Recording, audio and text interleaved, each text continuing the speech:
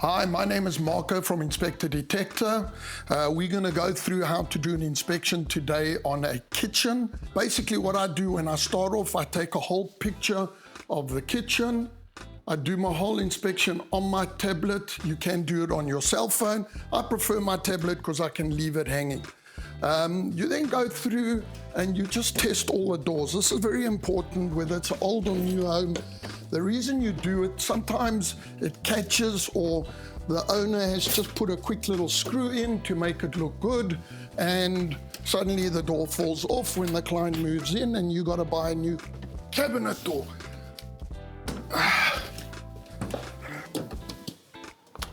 Also, one thing that you need to know with a gas cooker, if you got 5 burners, that's fine. Once you go to 6 burners, you need to have a directed vent to the exterior of the home. So if you got 5 burners and lower, you don't need that. You can have like this one where the microwave sucks the air up and blows it back in. I always go in and take all the data plates of all the items. By doing this, the client, especially on a new home, can register their warranty, or they haven't got a warranty, they can do it themselves if they're going to get a new home warranty. When I do the dishwasher, I open the whole dishwasher, take again a picture of the data plate, open the drawers at the top and at the bottom, make sure it slides nicely and doesn't catch anything. Feel the door, always move the unit slightly to see if it's attached, don't push it too hard. And then I always turn it on to be at a normal cycle. If you push for time, you can go for a 1-hour cycle. Start the unit, close the unit. Make sure you can hear water running when it starts, or always you can beforehand open the faucet to make sure you got water on the home if it's a new home. Okay, there's the unit starting. I then open the water on the sink and just leave it running. Make sure you test the sprayer, and I just keep it running.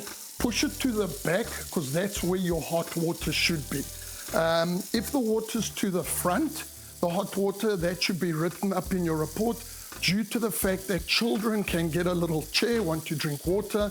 What's the child going to do? He's going to pull the handle to the front, open it up, and stick his face underneath boiling hot water. That is the reason why the hot water should be to the back of it.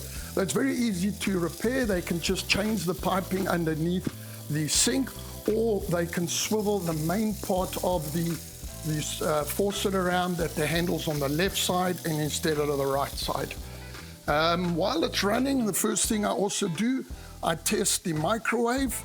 I start off with videoing it.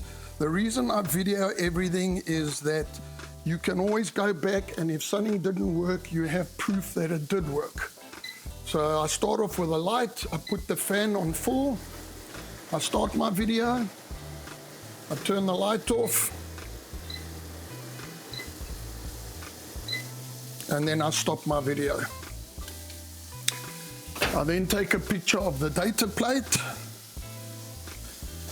and usually you'll be able to see on the data plate the age of the microwave. I usually write up the microwave as the end of its lifespan and budget for replacement in the future if it's more than 15 years, because then we know that it is going to be starting to give situations. We do have a thing called a magic light. You can buy these online.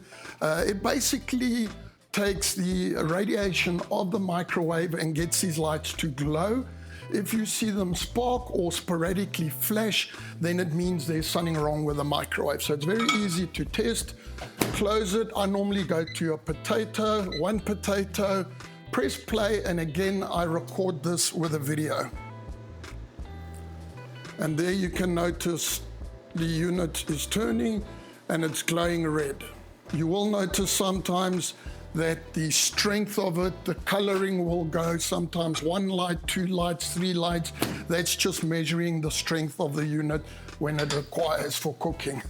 I then start with the hot water, you use your thermo gun or thermometer, whatever you want to call it. Make sure the water's nice and hot.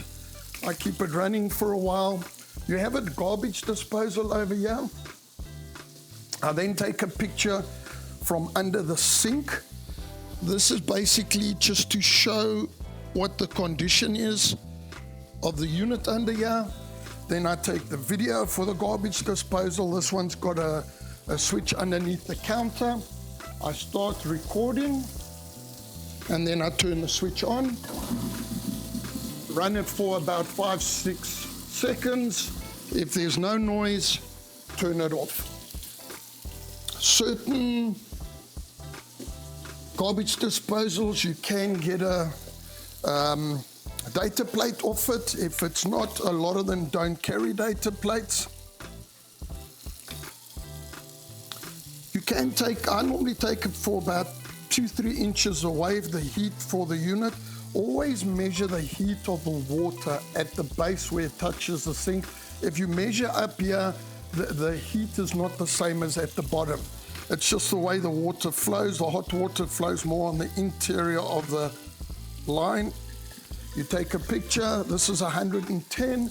If it's under 100, I normally put a statement in that they need to investigate why the water is low. Maybe it needs to be adjusted. Sometimes with electrical hot water tank, it could be that one of the elements aren't working, or there could be a broken thermostat. So if it's under 100, please put that statement in. I then start off testing the top of the stovetop, same with electrical as well.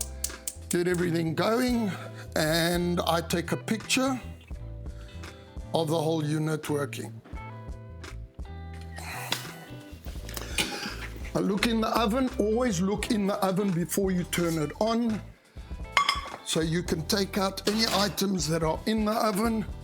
Therefore, you don't burn anything, or if it's totally full of items, I don't clear the oven out. I just put it as a limitation that I was unable to do the inspection of the oven. Please test it before closing. Let's get this going over here and get it started. I just want to take a picture. What I also do in my report, being a plumber, I've been a plumber for 32 years. Water is probably the biggest enemy in any property. So I will take a picture from a distance where I can get the sink, the dishwasher, and the refrigerator all at the base. Now the reason is, if you go, you can look at water detectors. They work identical as smoke detectors. What they do is, if they get in contact with water, they sound off an alarm. Now you can get ones that just got a battery, or you can get the latest ones that come out, they're connected to the Wi-Fi. And I always say to my clients, put one under the dishwasher, one under the refrigerator, one under your main sink, and one behind your wash machine. And if they have a tray, put it behind the wash machine, because the tray will catch the water from the unit if it's leaking. You want to make sure if it's leaking down the side of the wall or connector and going on the floor, that's where you want that notification. Again, when I'm done with the testing the oven here, I take a picture of it. At the bottom, always test the drawer. This one's just got a flap open. You'll normally find the data plate over there. Take a picture of that data plate. Now, limitations are very important in an inspection. When you open, like the sink over here, it's full of items. You can see everything. When you're running the water, make sure you feel around the trap and around the garbage disposal for water. Try and move the items to look at the base of the unit.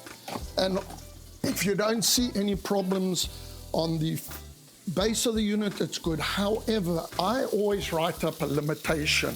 Limitations are very important in home inspections, that you do not become liable for something you can't see. I always, because I'm a plumber, my normal limitation on a brand new home, or if there's no items in a cabinet, will say we did not test the taps to see if there was any leaks on it, because if you start turning these taps at the bottom here, they could start leaking. And I say there was no leak noted at the time of the inspection.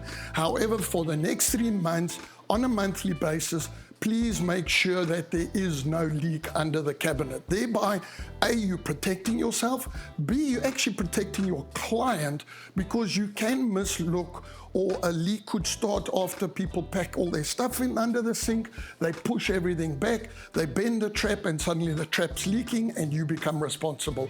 So give them that notification. If there is so many things that you can't see anything, put in a limitation, unable to notice any of the flooring or the base of the cabinet.